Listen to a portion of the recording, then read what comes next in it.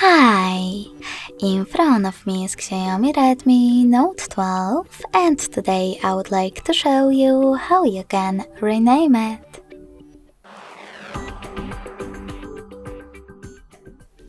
Begin by opening Devices Settings. In them you need to tap on About Phone section and then select device name above storage.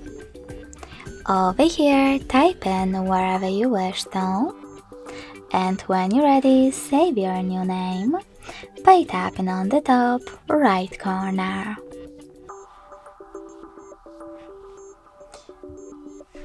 If you wish to discard it though, you can do exactly the same, but this time click on top left one.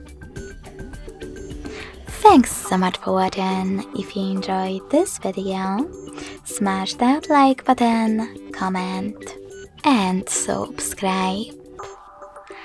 Bye!